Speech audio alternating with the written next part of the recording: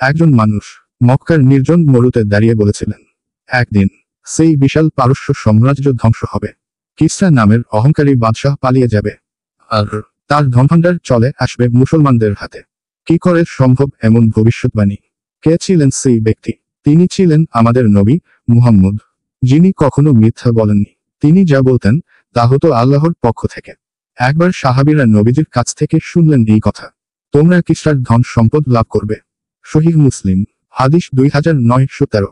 তারা বিস্ময়ভরে জিজ্ঞাসা করল, কিসরা ইবনে হরমুজ পারস্য সম্রাট? নবীজি বললেন, হ্যাঁ, তার ধন সম্পদ আল্লাহর রাস্তায় ব্যয় হবে। তখনও পারস্য সাম্রাজ্য ছিল অজেয়, বিশ্বের অন্যতম শক্তিশালী রাষ্ট্র। কিন্তু নবীজি জানতেন আল্লাহ যা বলেন তাই হয়। রাসূলের ইন্তেকালের পর হযরত ওমর এর খিলাফতকালে এই ভবিষ্যৎবাণী বাস্তবে রূপ নেয়।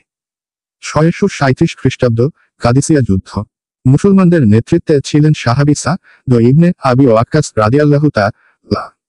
যুদ্ধ হলো ভয়ঙ্কর, তবে আল্লাহর সাহায্যে পারস্য বাহিনী পরাজিত হলো।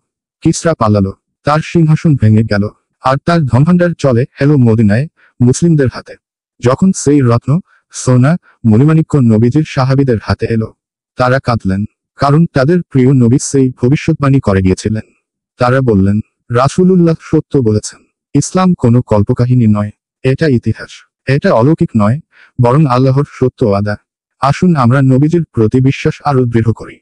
তার বলা প্রতিটি কথা সত্য, তার দেখানো পথই মুক্তির পথ।